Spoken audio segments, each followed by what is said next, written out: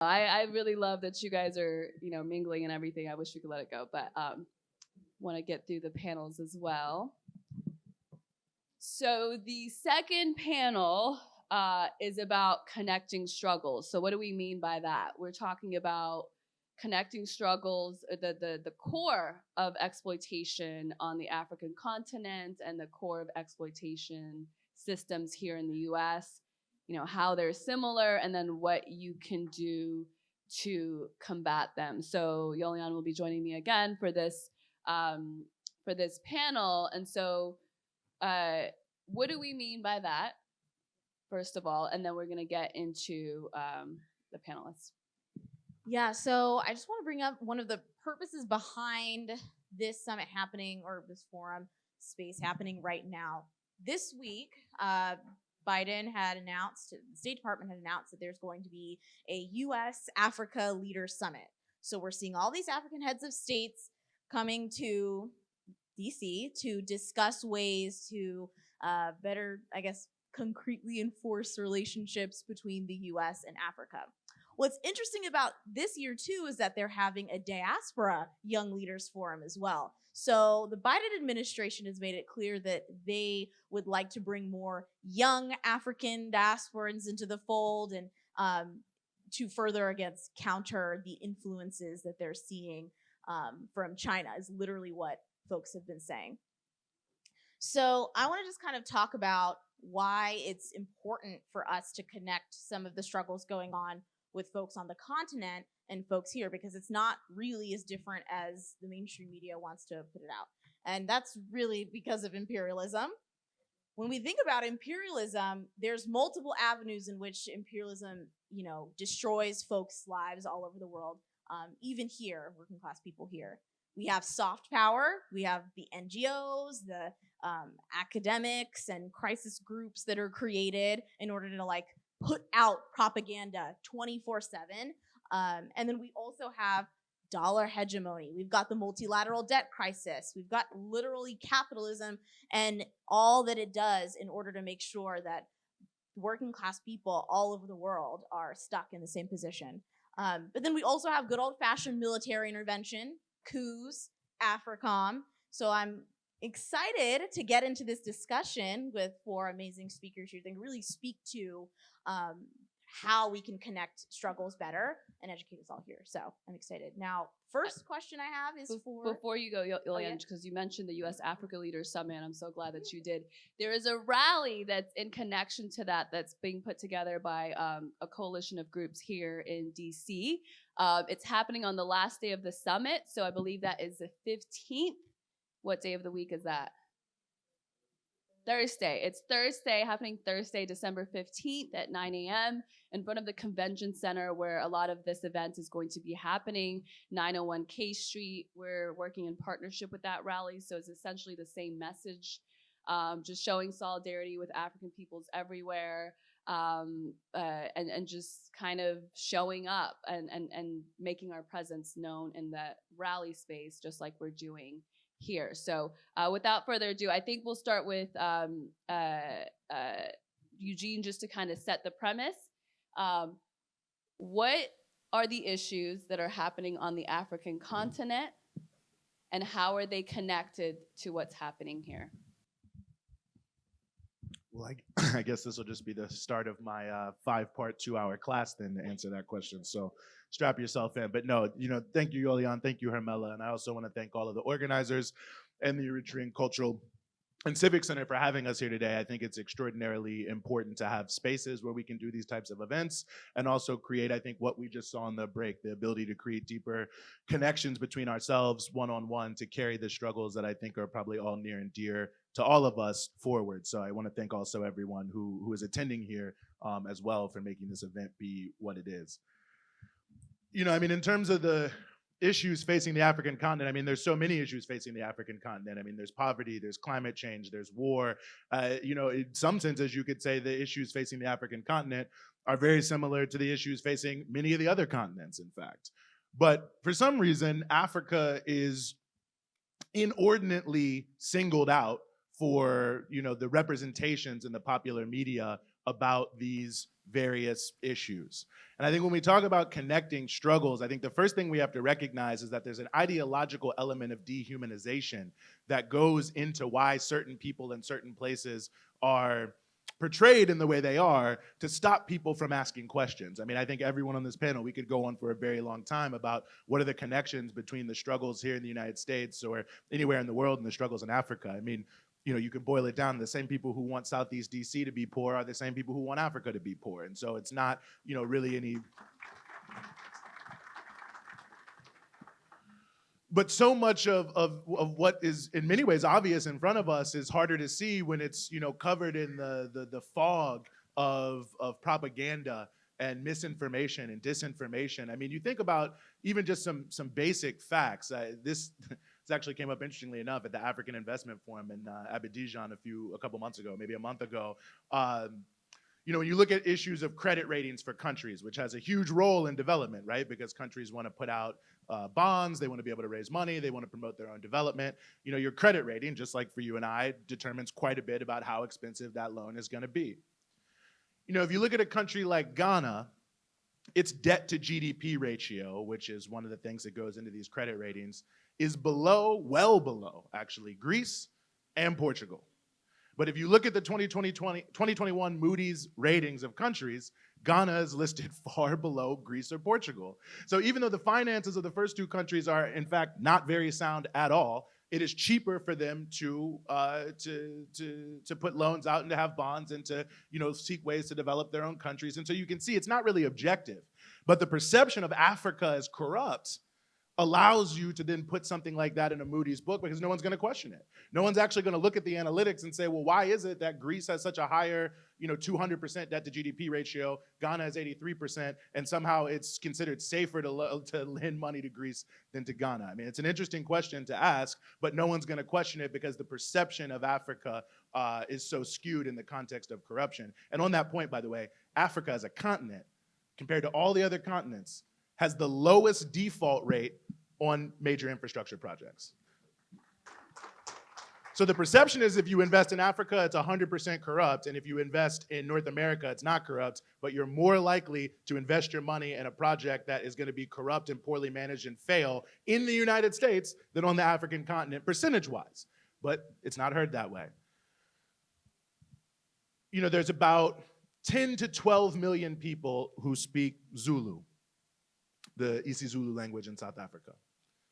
But when you look at anything, and you know, people who follow this, you know, the Zulu king was just the new Zulu king, you know, had his big celebration to be enthroned. And if you follow the international media, it's all about these tribal kings and these tribal Zulus. And it's funny to me the way that the phrase is used because it's designed to de-emphasize the reality of the Zulu people in South Africa. Because when you think tribe, you think small, you think insignificant, you think, you know, not substantial, you think antiquated. But, you know, it's notable in my view that there are more people who are both Zulu and speak Zulu than the number of people in Norway. But you would never hear anyone call Norwegians a tribe. And can you imagine when the king of Norway had his investiture, if they called him a tribal leader of Norway, no one would ever say that.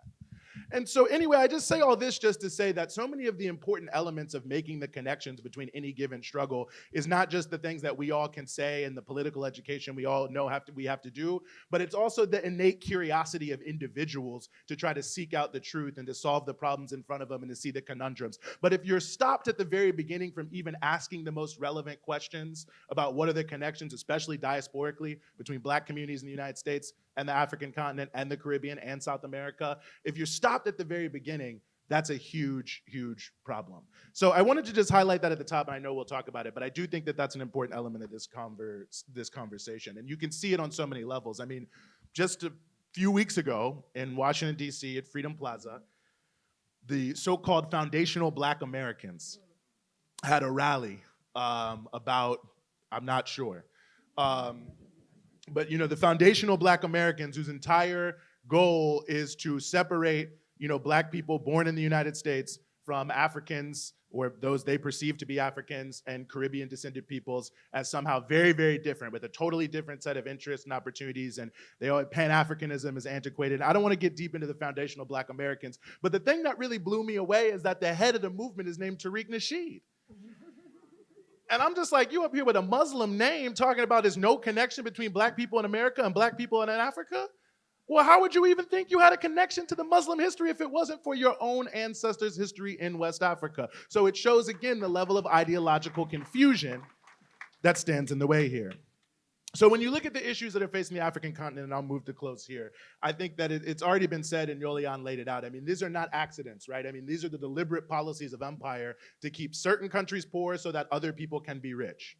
And in those countries, to lift up some subset of people who also will be rich, to ally with the small number of people who will also be rich in these Western countries. And they're all sort of colluding to make sure that this industry of poverty and destruction and deprivation continues for their own benefit. It's not just that they're evil people doing evil things. I'm sure many of them are.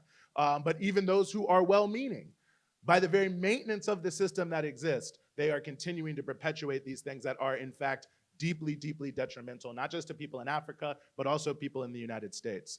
I think the idea that somehow the maybe limited material gains you may get by living in a wealthier country is somehow really benefiting you when the rest of the world is in poverty, I think is a deeply backward understanding that somehow we can be better off when most of the world is living terribly as opposed to living together and sustainably in harmony and looking to maximize our relationships between each other so everyone can live the best they can. I mean, it's sort of amazing. That's the latter thing is considered totally crazy and no one would ever do that, but it's supposed to be good to live in the United States when everyone else is living in a terrible way just because maybe it's easier to get an iPhone.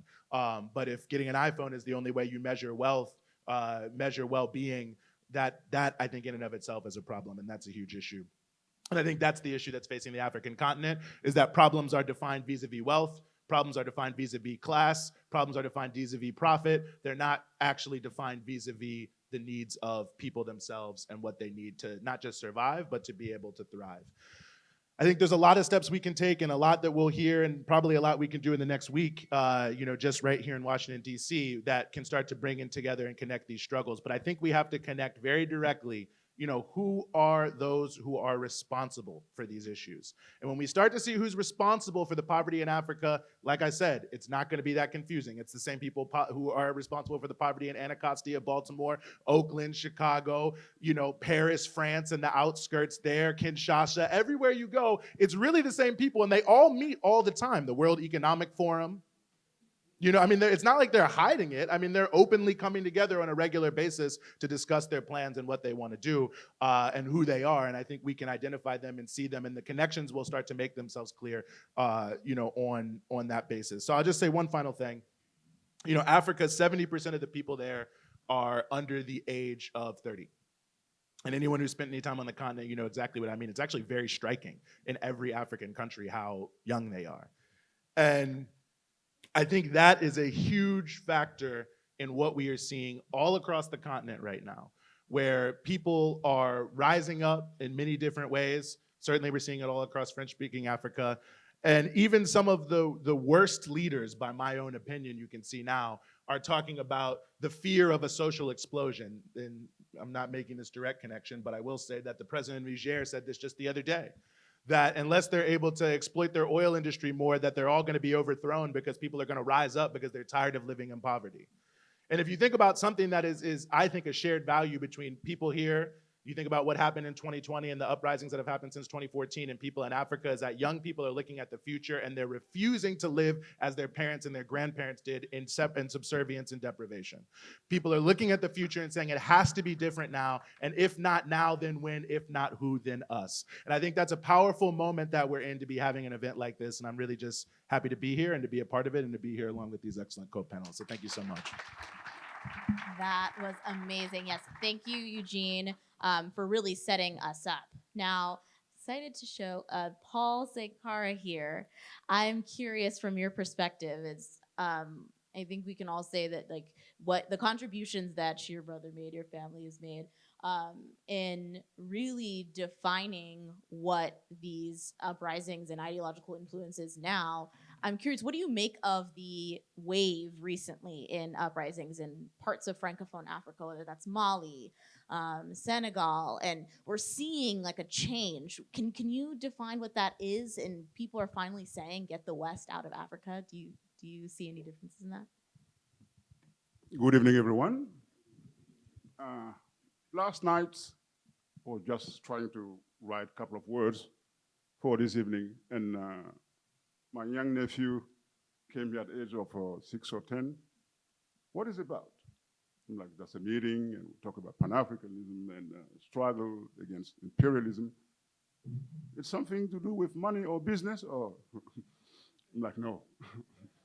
But you have to know your own history. You have to struggle. It's not for my generation anymore. It's for you tomorrow. And I'm like, okay, let me come today and bring my humble contribution. I didn't know this facility, like the youth said, my bad. But it's never too late, right? Yeah. To come here and see the wonderful place here. It was really easy for me to find a parking place. And I saw the wonderful people. Inside the room, I'm like, I've never been to African Union headquarters, nor United Nations, but this looks like African Union in Asmara. So, thank you. The uprising movement in 2000 in West Africa, it's the waking up of the youth mainly. Because since 1960, years of African countries' independence, they have been suffered. Let me give you a concrete example. In 10 years, the so-called fifth powerful country in the world, France, said that it contributes to struggle to fight against terrorism.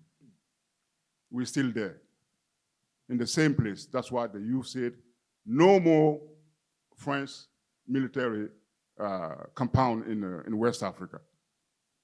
If you don't do exactly what the people need, you will see any kind of reaction. That's why you have a coup d'etat in Mali, followed by Guinea-Conakry, and recently in Burkina Faso.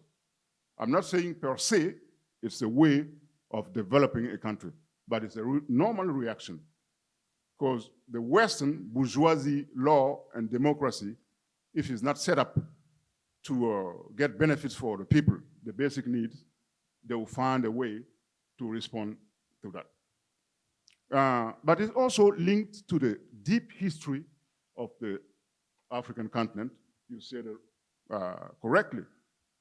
It's not a country, it's a continent with 55 countries. Common points, but specificities. So, from the Berlin Conference, without taking into consideration the sociologic aspect, they break down those 50 and such countries. Later on, you have Second World War. My rest in peace father has been, by obligation, enrolled to go fight against Hitler, the Nazism, along with French people. After the Second World War, the Senegalese, so-called, that was a generic term. Any African, black African that was enrolled for that, they call it Senegalese shooters, used for the cannon flesh. They just claim to have the same treatment like the comrade, French, Caucasians, salary and so on, benefits. They have been wiped. That's what they call the camp of Tiaroy, if you want to Google it and see it. 1963, you have the founding, the creation of African Union, the father one, the previous one, African Organization Union in Addis Ababa, headquartered. And then you have 1990s, the previous panels recall it, with the PAS, IMF, and World Bank. No country in Africa has been developed with those plan and organization system. None of them. Quite opposite. That's why in the 2000 today, you have the new momentum of the youth asking for a new vision and a new way of ruling the countries. Once again, I'm not for the coup d'etat per se, but keep in mind that you have the interests of the government, state to state, and you have the interests of the people. So it can be the same. We need to put a pressure on any state, starting here with concrete organizations in order to bring Africa to listen to the people before going to any extra continental meeting like United Nations or in the US. You just pointed out the American meeting with the youth, African youth. I think we should have one first, such in Dakar, Asmara, Bamako, before coming here. Because we know our history, we know what we want first. I will close up with the concrete example in Burkina Faso, 2014, after 27 years, the murder of Thomas Sankara, who stayed in the power for 4 years, came in 84 in Harlem, area two-man school. He said, "My white house is in your black Harlem." Assassinated in 1987. Those young people in Burkina Faso, not only but mainly, were in the forefront, and they get rid of the former government that has been helped literally helicopter and brought to Ivory Coast. That's the power of the people when they really stand up. And I will just repeat what we used to say when I was younger than that. When the people stand up, imperialism tremble. When the people stand up, imperialism tremble. When the people stand up, imperialism trembles. Thank you.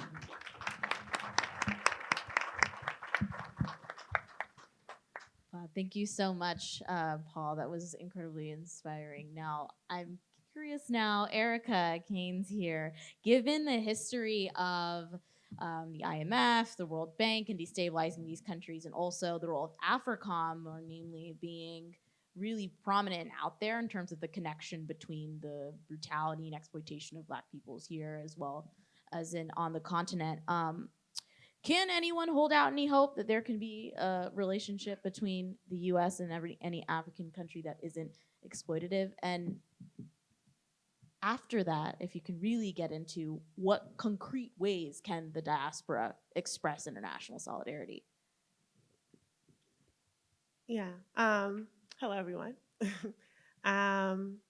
Yeah, I think Speaker said at the last panel, if we look at the history of the relationship of the U.S.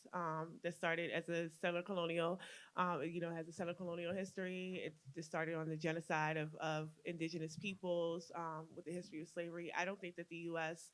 can maintain any relationship without it being a beneficial or exploitive one for them. I think everything that the U.S. does, of course, is with the intent of maintaining its hegemonic interests. Including on the continent. When we talk about AFRICOM, the essential spreading and evolution of AFRICOM in the last 10 years at least is the result of that sort of keeping that same interest. It doesn't just act on its own. It acts in partnership with France, with Germany, with NATO powers. We've seen that as an example in Libya. So I don't personally think that the U.S. there can be a relationship that exists that is not exploitive. I think that the main priority should be to remove U.S. out of Africa, let Africa determine its own self-determination, let Africa speak for its own sovereignty, let African nations determine that, struggle through that without the presence of the U.S., who is now they are using the French military and these other militaries to sort of come on the backs of whatever they're doing, sort of trying to seem like, hey, we're not France. I know you want the France out, but we're not France. And I think that people need to really understand those partnerships that are being made to spread U.S. hegemony on the continent for the purpose of the resources and et cetera. What was the second part of the question? Now, how can the diaspora, members of the diaspora, concretely express international solidarity? I think the best way to concretely express solidarity is really understanding the connections. One of the things that the Black Alliance for Peace does, which I am a member of, that greatly is make the connection that imperialism domestically and globally, they're counterparts. So imperialism does not just happen elsewhere, it happens here as well. So if we understand ourselves, I think you said it, Eugene, about the ideological struggle of dehumanization, the theory of eternal colonization. If we understand ourselves as an eternal colony, where our relationship with the larger society is socially and politically and economically stunted, if we see ourselves in that way, if we understand the occupation of police forces in the same way as AFRICOM or one of the other 11 military commands that the U.S. has split up the world in, that it's easier for us to understand our commonalities, our differences, and struggle towards self-sovereignty and struggle towards a united front against imperialism, not just abroad, but here as well. I think one of the things that people, because we are propagandized, again, we are colonized. I strongly believe in that sort of internal colony premise. We are propagandized so thoroughly that dehumanization makes sense to us. Like, people are they see those commercials to feed the African child, and so anything said about Africa as a continent sticks because we've already been sort of programmed year after year after year to look at Africa a certain way, until Wakanda, of course. But then but then that happens, and then we look at Africa in another way equally as exploitive, right? We're not looking for we're not talking about imperialism or self-sovereignty. We are talking about how can we get Africa to benefit us. How can we make Africa become a Wakanda here? How can we make our inner cities become Wakanda? But it's not anything that's a concrete sort of relationship that really speaks to the stronghold. What's keeping us down. It's not really explaining imperialism. It's not really explaining the colonial project. It's not really explaining those sort of commonalities that we see. And I think without that sort of understanding, without that basic explanation, without the breakdown that imperialism is not just something that happens to others, it's also happening to us, then the disconnect and the concrete sort of solidarity won't be there. But I think that as long as we continue to make those strides and making those connections more palatable, more understandable for like the everyday person, who is seeing these things that are existing. They are seeing what's happening in Burkina Faso on the news and these little blips, and they don't understand it, but they do understand their own uprising. They do understand 2020 and George Floyd enough to understand what NSARS was about. So when we look at those sort of interconnecting ways that we are showing up for each other because of those basic connections that are being made, I think that that's how we produce more concrete solutions. Thank you, Erica. Okay, a couple of things that you said that stood out to me to go into, Nebiu. The idea that we are internally colonized, propagandized. I mean, just a really basic example when we immigrated here in the 90s, and the perception of what Ethiopia was to Americans were like shocking to my family because in Mississippi, thanks for the reminder, in Mississippi, it went both ways too. Some parents that had come here had only seen certain stereotype images of African Americans here, whether it was two polar images. I think the Cosbys ran there and Family Matters ran there. I'm pretty sure I remember seeing it, but then also like cop style stuff ran there. So you really saw these stereotypical images, and then when you talk to the kids growing up there, they did not want to be associated with Africa. They just thought it was like the worst insult that you could give them. So I think we've come a long way, but there is so much more to go. And Nebi, I'll come to you for this. One of the things that I've observed and this is something Erica has touched on too, is when you are working with people here in the U.S. on African people's, Black people's issues, sometimes you will run into a situation where there's, individuals or even organizations that have a skewed perception of issues that are happening on the African continent. So allies here turn into not allies. I'm not going to call it adversaries, but it becomes a challenge to communicate. And a lot of that is because of these systems that we've discussed, whether it's the media system that has a sort of flipped way of telling the story. So what do you think, or how far do you think we've come on connecting struggles in this arena, and how much further do we need to go? What are the challenges that are still here? Yeah, thank you, Henry. You know, those of you who are born on the continent and moved here, I'm sure you can relate. You know, when I first came from Ethiopia, I was a child, but, you know, I was proud to be Ethiopian, African, and I came in with my head up high. And, you know, people ask you, where are you from? From Ethiopia. And I remember somebody asking me if we ride elephants to school, right? I'm sure you've experienced that, how, you know, belittling and dehumanizing is that. I mean, it was like a shock for me. And many Africans relate to that. And that perception of othering Africa, even when allies want to help, they come from the place of like a paternal view of Africa as assuming incompetence on the African side. Like it's people that don't know how to do for themselves. We know better for you. Comply, smile. And, you know, we've been talking about aid and other things earlier, but this is really the common denominator throughout all these things, is a disrespect, a dehumanization of the people of Africa, and creating this otherness within us. You know, I call that tribalism.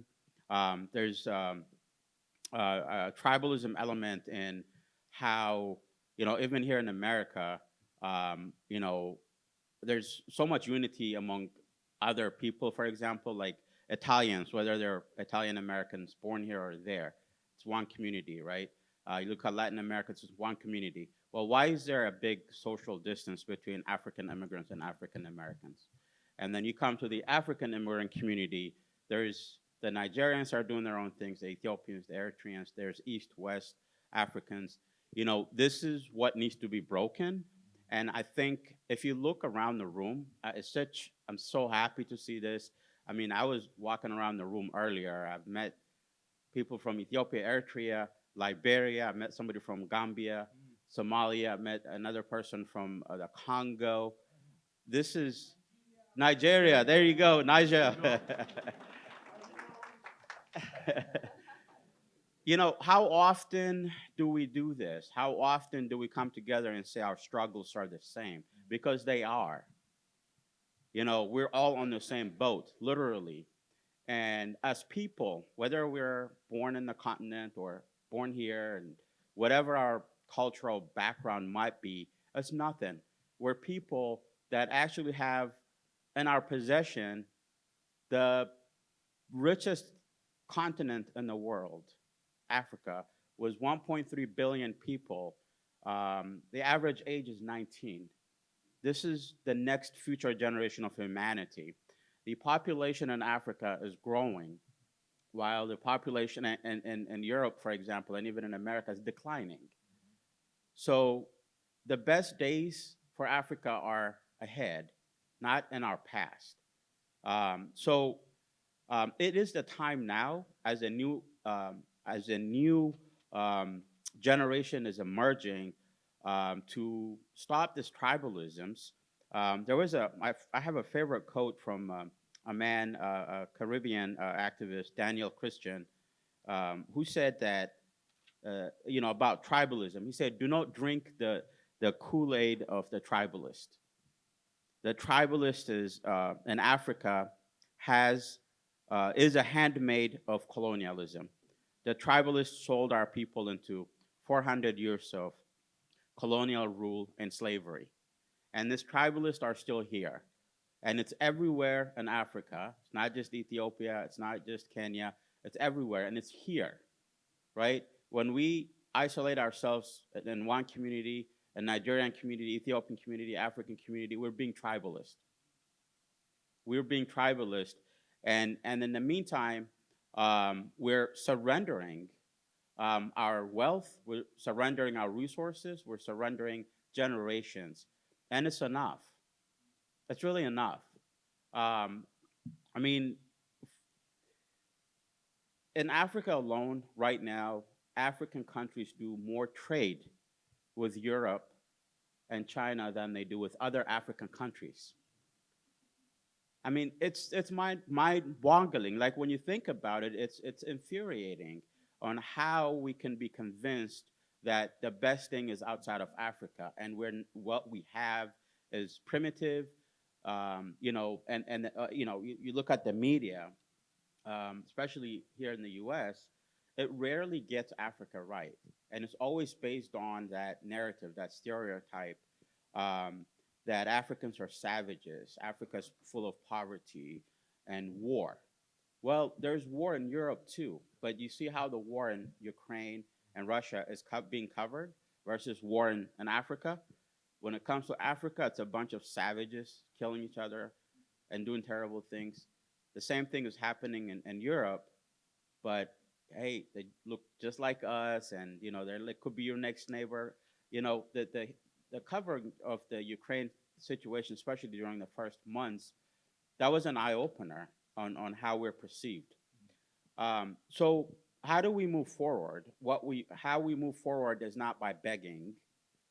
How we move forward is by demonstrating our unity and our oneness, like we're doing here today.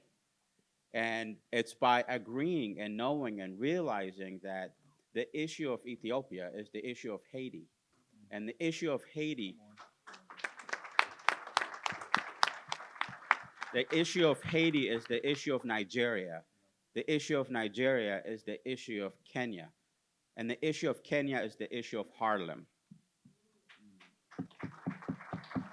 It is when we realize that this truth, it is when we accept this truth, is when we awaken and take back our destiny, take back what has been stolen from us for the past 400, 500 years, right? The time is now for Africa in a very literal sense.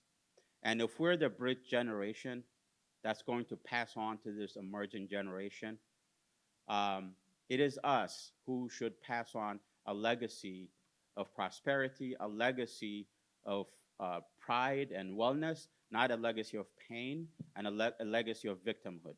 So that's what's at hand, and let's keep pushing this unity. What we're seeing here today is what's going to move us apart or help us move forward. I call it the African social distancing. Let's break that social distancing. Let's come together. Let's congregate together more and more, and that's how we make the change at the grassroots level.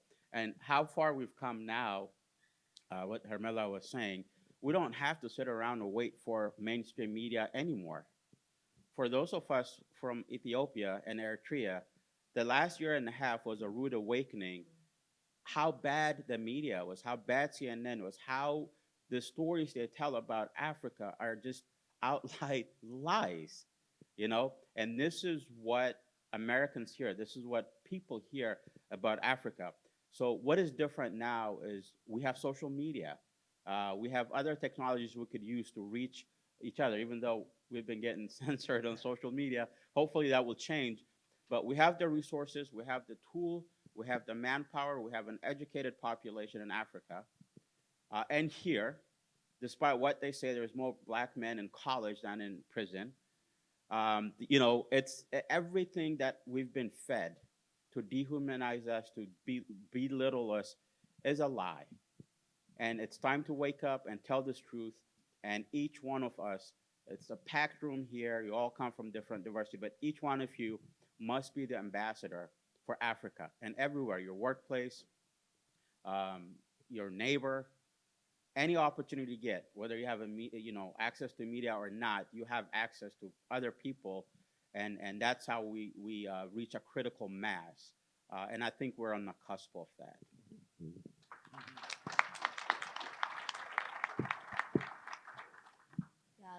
Thank you so much, Nivi, for that. Now, I have a follow-up question. I bet there's multiple, but I'm curious, and this is really in general, so whoever really thinks has an answer to this.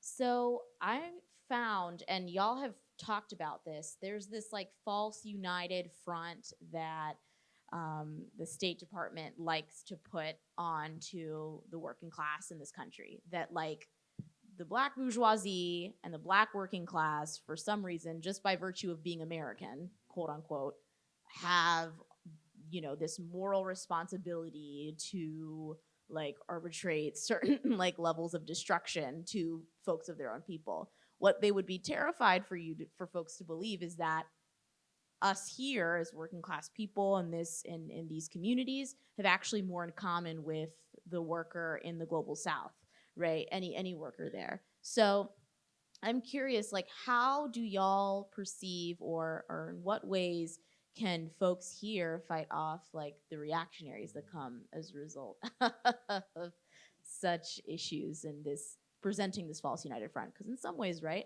like we could also do ourselves a disservice in presenting that false united front. How do we deal with the internal contradictions all of us are facing within our own countries?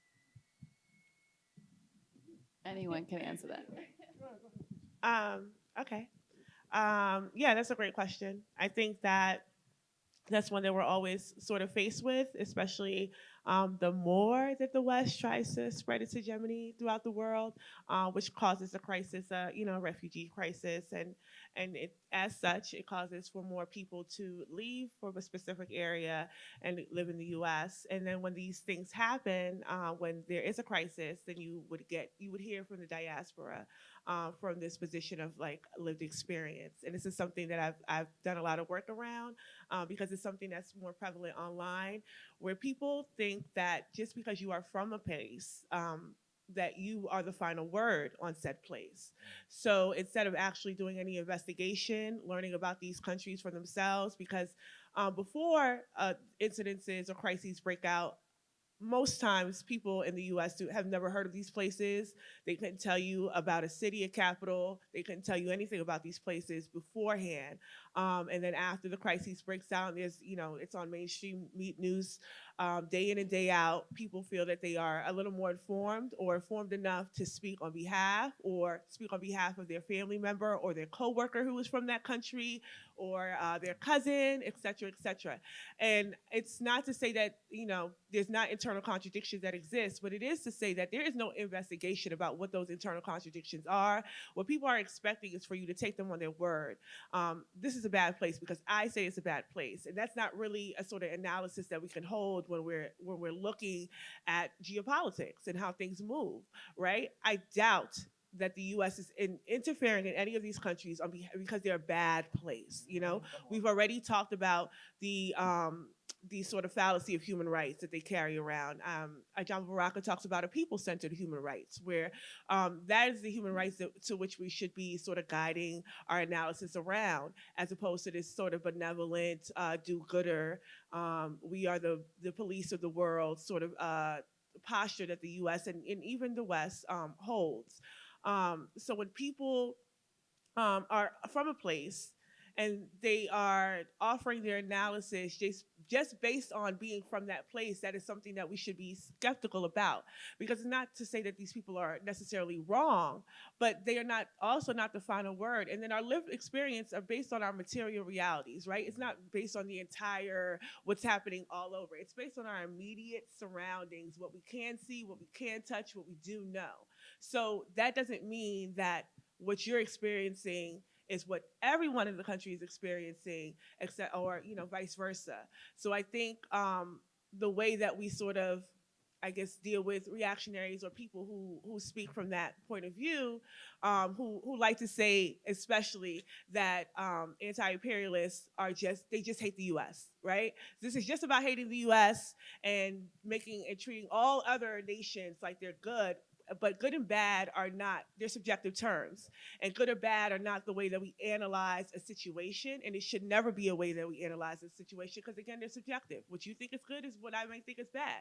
And what I think is bad, you might think is good. But there is a core indicator of what's exactly happening. So I think that that's something that we have to really step back and push on towards people, that we can't take people's final words because they're from a place. I mean, we see that with Cuba often, right? And we see that a lot. And we know the situation, the dynamics, and why people would say those things. We see that with Nicaragua, Venezuela, etc. We see that often. Syria. People want you to take their specific word for a situation.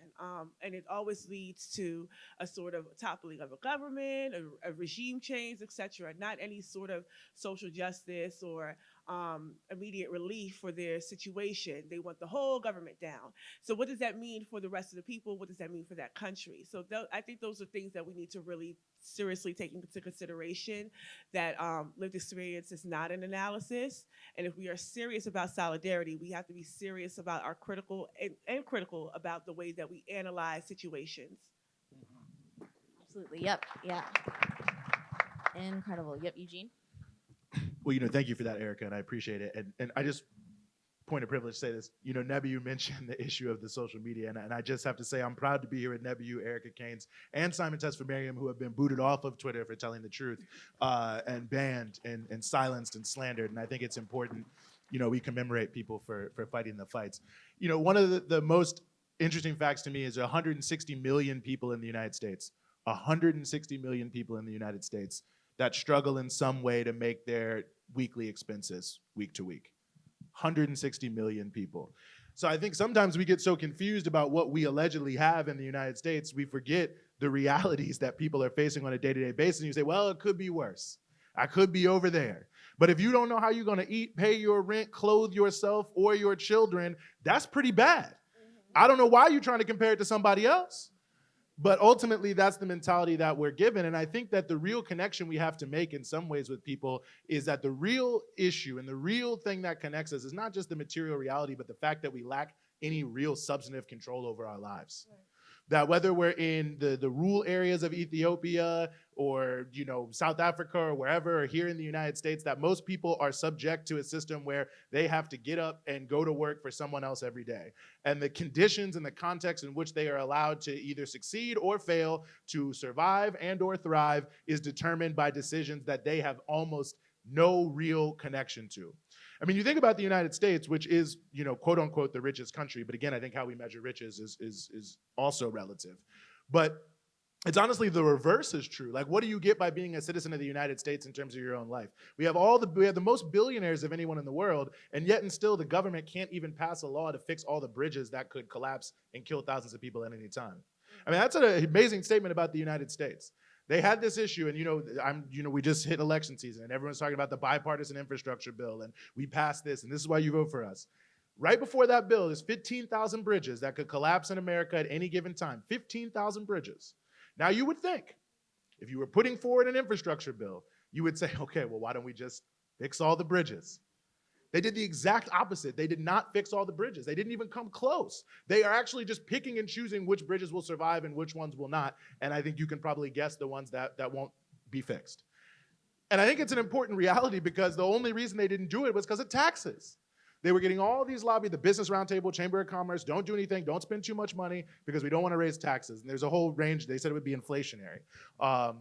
I don't want to get into that right now. It's not an economics seminar. But nevertheless, despite the fact that billionaires and people with even less than $1 billion had the best 2 years in the history of the planet in 2020 and 2021, the idea that the tax rate should go from 21% to 28% was considered verboten by the political system. So people don't have power to determine how the things that they themselves contribute to, because if we all don't get up and go to work every day, then none of that wealth is created. But you don't have any substantive power to actually really determine how it's used. And when you look around the world, and here's the connection, the places where people do have substantive power are all the ones that are sanctioned and blockaded. Whether it's Cuba, Venezuela, Eritrea, Zimbabwe, anywhere where people stand up and say, we're gonna give power to average people, they try to destroy you. And that's the real connection, because here in America, what happens anytime people stand up and say we want to do something for average people? Martin Luther King, assassinated. Malcolm X, assassinated. A war waged against the entire Black Panther Party, the Republic of New Africa, the League of Revolutionary Black Workers, murder, slander, destruction of families. I mean, everything you could think of. Anyone in America or anywhere else on the earth, if you stand up and say we want to take the power into the hands of average people, you're going to be destroyed. And I think that's the substantive underpinning of the connection we have to bring to people who are trying to separate our communities on the whatever basis they're trying to come up with, which in and of themselves are often so fraudulent. Thank you. So we're stepping into the questions from the audience. A lot of good questions, by the way. I wish we had a little bit more time, but this is really for anyone. I'm going to combine two. Greg from Unlocking Our Voices podcast says, would you argue that the lack of proper economic benefits for Africans and African diaspora is a result of disengagement of Black American business people with political leaders there, as my guess is the question. And then the other point is a little bit different, but I think I want to hit this point several times. It's a little bit insulting, but it's a good question. It said, hope I'm wrong, but this sounds like a Twitter space, but in person. So my question is, what is the plan to bring others and discuss it with us, especially non-Africans, that the conversation will not just be among us? So I ask it because it's a good question. And I think it'll put us into some interesting perspectives. So anyone can answer that. Paul Sinkar? Okay. The first question, I think I totally disagree. Let me give you a concrete example. He has an answer. In France, the Malian diaspora sent back money more than the French Agency for Development, like USAID.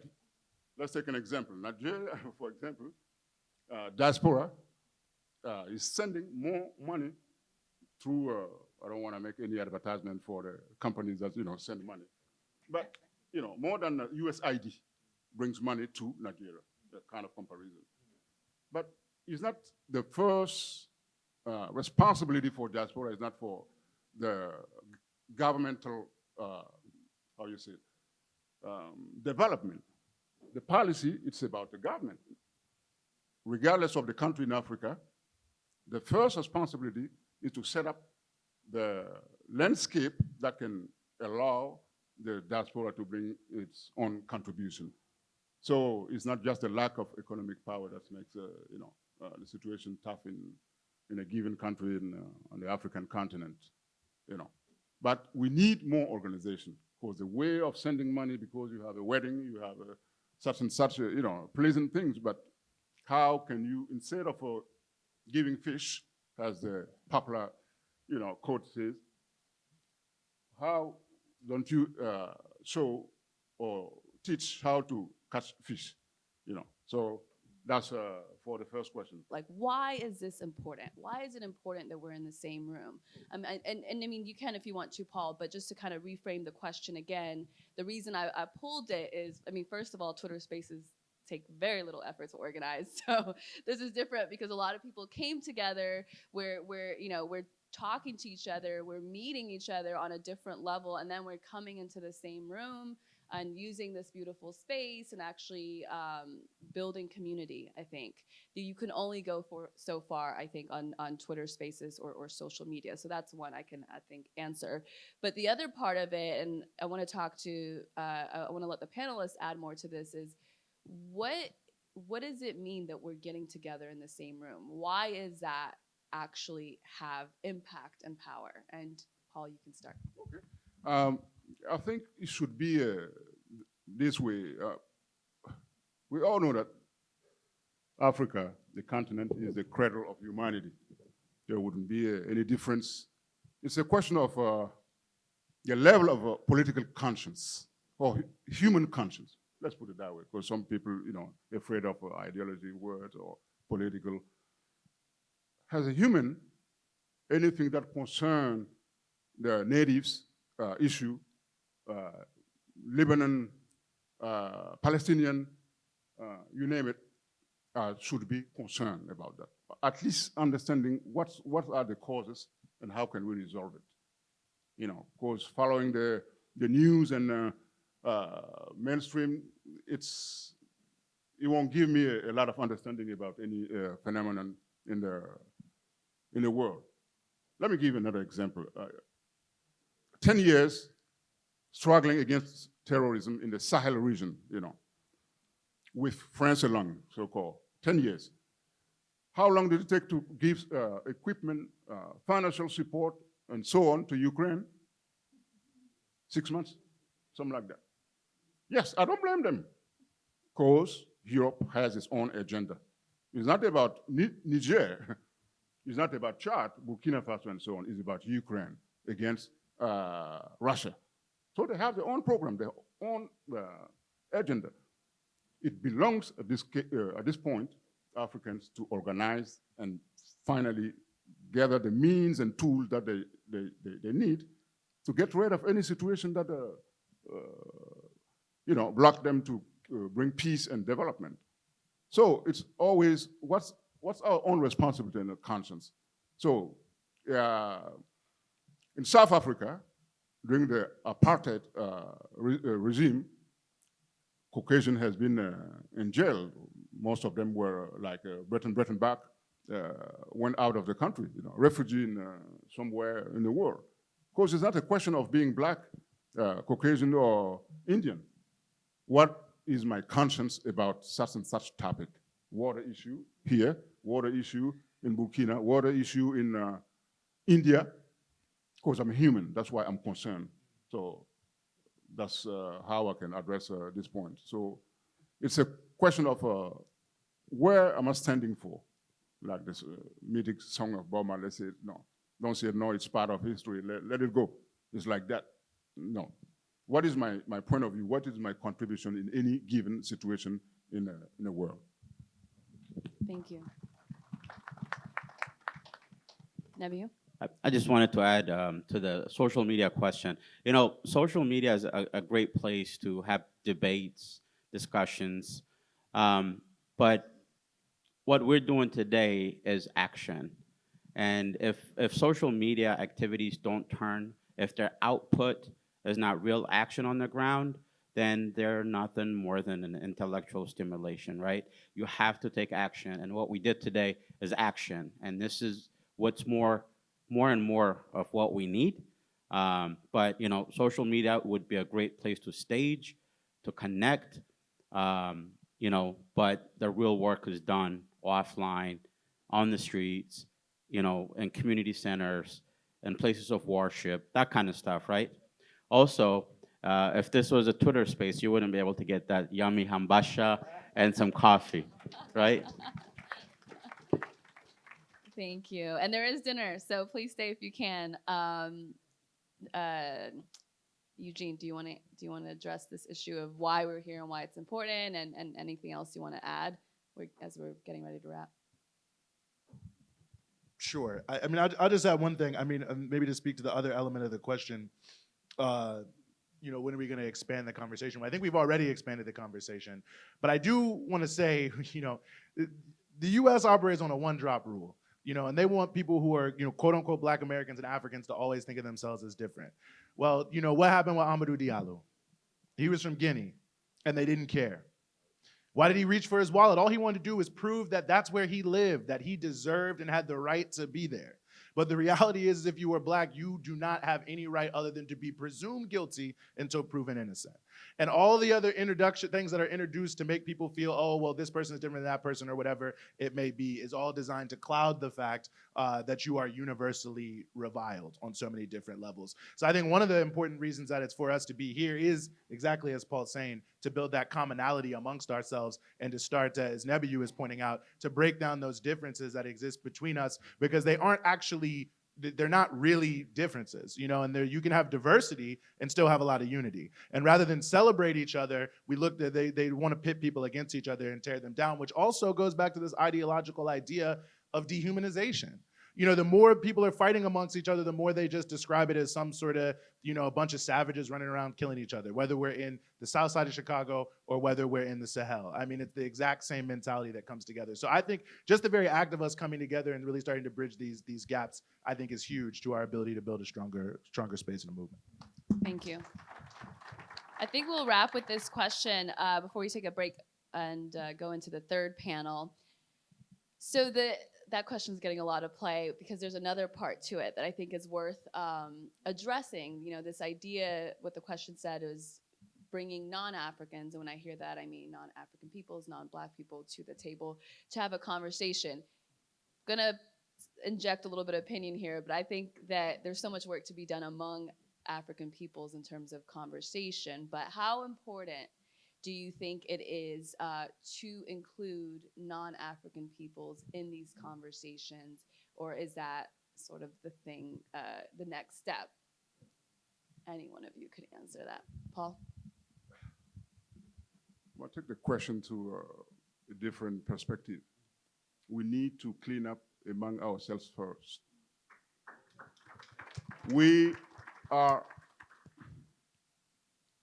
I'm a francophone, you are anglophone, you are lusophone, you are hispanophone, you African first. Those came from somewhere and colonized you. Even the religions, 1987, a few weeks before his assassination, Thomas Sankara, Addis Ababa, the meeting against debt.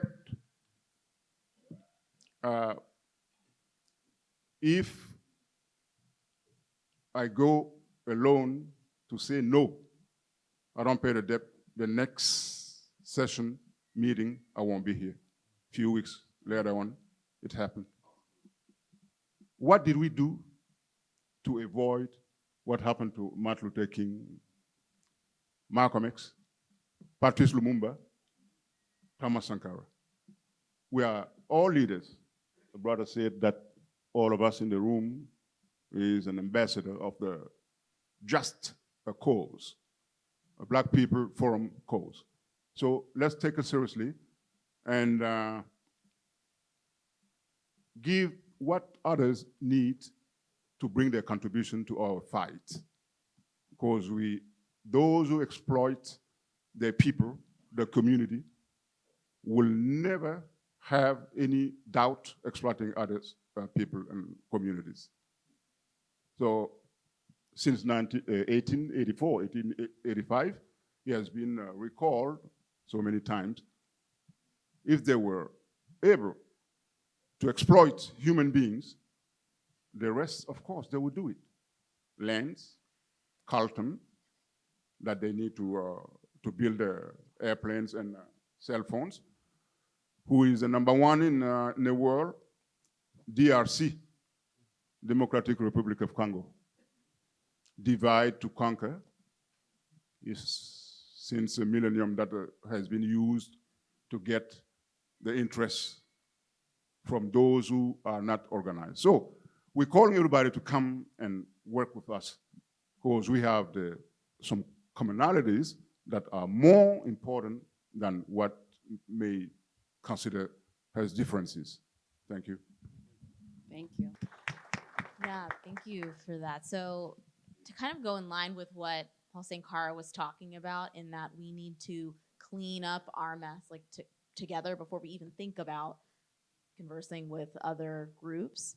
So to Erica, I'm curious, Kwame Nkrumah makes this argument in Class Struggle in Africa that we have two classes. We've got the compradorial class and the bourgeoisie, and then we have like the working people within Africa. When colonization came and Europeans came to exploit and colonize the continent, the main struggle and the primary struggle at the time was anti-colonial, right? So we had people fighting to just get the imperialists out of Africa. But then like that left a whole slew of other issues because they overlooked the indigenous reactionary exploiter at the time, the people who arbitrate and allow for these issues when it relates to debt, as it relates to any form of exploitation or capitalism. So I'm curious, like from our perspective, how do we keep class struggle at the like core of what we do, whether that is in cleaning up our mess? It's very easy to go any other route, so I'm curious. Yeah. So I'm just reminding of like Kwame Ture when he talks about in Africa, the petty bourgeoisie is the most he uses terms, but like they really are like the worst in Africa. They're driving around in BMWs while the people are poor. So he says that our struggle against the petty bourgeois, the bourgeoisie, or even here, like the comprador class, or even here, what we refer to as the Black misleadership class, should be ruthless. It should be a continuous, ongoing fight that we should just never give up on. I think the things that we see, especially here in the U.S., is like rooting for everybody Black, right? Where we just sort of make this generalization about based on race, and we don't look at the different class dynamics or who and what is in place to keep us or keep certain people in the positions that they are. A lot of seat at the table conversations sort of negates that sort of neo-colonial comprador class that exists. I think the racial strike, the racial strike that we face, fighting against racism, et cetera, sort of disentangles or disillusions people about the class fight and what that actually looks like.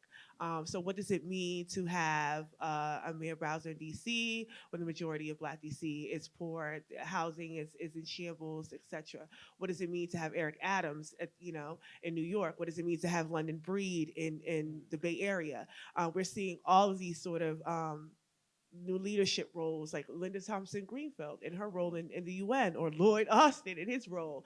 We're seeing all these Black faces without really recognizing or understanding that sort of class dynamics, who these people, even if they are not in that particular class, they do see themselves as class traitors. They want to be in that class, so they would do what it takes, to maintain that sort of class position or to appease the ruling class, especially the thing that we talk about with celebrities, especially Black celebrities.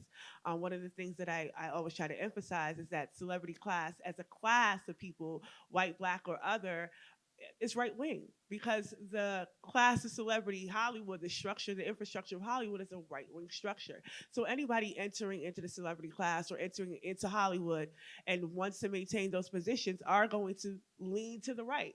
They have to appease, they are coming of that sort of, not even so much of appeasing, but they are the buffers of the ruling class. They are the stop before. So anything that any of our grievances that we may have, if we look at what was happening in COVID and the worker strike that was going to happen, and LeBron James was behind it, and then Obama got on the phone with LeBron and shut that down. No more strike, right? So we have to understand that these people are a buffer class. They have a certain position that is to sort of dilute our grievances, misdirect our grievances, even shut them down completely so that they don't ever affect their bottom line, which is always, adhering to the ruling class. So when we have to really understand these sort of class dynamics, because they don't just play here, they play elsewhere. We see that we see the comprador class and what that results in Africa. We see that with the comprador class and what that results in the Caribbean. I mean, CARICOM is really a mess, but so is the African Union. So these are things that we really need to. So is the CBC, the Congressional Black Caucus here. So these are things that we really need to assess, and we always need to keep the class struggle at the forefront of these of our issues and our priorities. Yes, absolutely. Thank you for that reminder. So thank you, all four of you, so much for really providing great analysis and just moving forward, like what we need to keep in mind and reminding us what's important in this moment. So we're gonna have another break before we head into our third and last panel. We'll do that. We'll do quick closing remarks. Yeah. We'll start with Erica and then work our way back from Eugene. I didn't really have a closing remark per se, but I do want my BAT members to raise their hands over there at that table. A lot of what I was discussing, we have in pamphlets and zines. We have informational zines on Haiti, informational zines on AFRICOM. We talk about those sort of soft power institutions like USAID and NED and how they interplay. We talk about the internal colony theory and such. So please be sure to pick up one of those brochures or pamphlets or zines from BAT. And that's it. Thank you. This was a great panel. My closing message would be, I just want to encourage us all to think big, and to know that we don't have to wait for a savior anymore. You're it. So step up everyone can do something in our own way, and those little somethings come together and become the big thing. And that's how we're going to reach critical mass. We cannot reach critical mass by waiting for somebody else to do something. You know, even for community leaders, even for us, don't wait for us to do something. Every single one of you, by the mere fact that you took your Sunday off to come here to sit down, it tells me that you're ready for action. So boots on the ground, get out there, let's get it done. Think big. Thank you.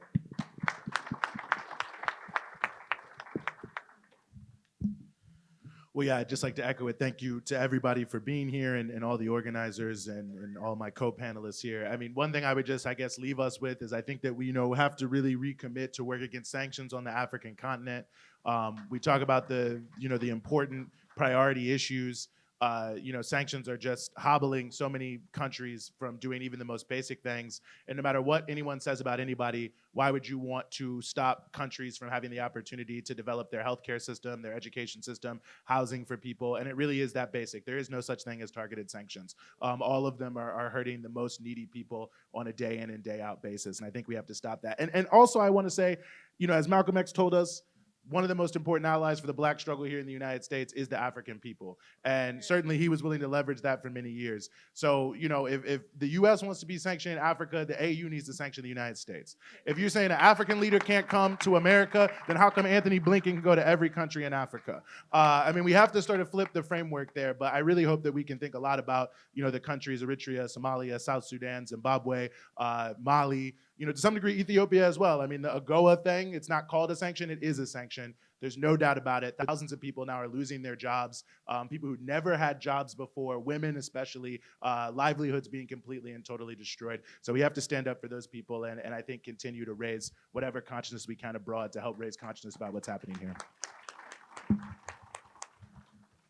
I would just use 3 words in the opening event by the brother before the panelists: unity, dignity, and honor. Thank you. All right, thank you guys so much. So we're gonna take probably a really quick break and then come back for the last panel, and then the food will be here, and there's drinks, and their exhibit will still be here, so we'll be able to mingle. I just love that we're all in the same room together, so thank you for making the time. The next panel is on narrative, the power of story. I think we started with the first panel being like a breakdown of institutions, whether it's the way we talk about human rights, the financial institutions, the way that aid works, and then we've talked about connecting struggles and how to do that. And then the last panel is about narrative, but it's not just about narrative and using media and changing the story so that you can produce action, which is what Nebu talked about, and how that can really be a foundation for community, really showing up for people. We've got Jacqueline Lukman, Kamal Franklin, Sean Blackman, and Karanja Gashesha on, and we'll also talk about different projects that are happening on the community level, people really coming together and saying, what do we need? Somebody needs their help with their mortgage, an elderly person needs this. The Eritrean community is really good at doing that in different cities as well. And so that, I think, is a really good way for us to wrap, and then so we can mingle and socialize afterwards. So take a really quick break. We'll have the next panelists up in just a minute. And thank you guys for coming.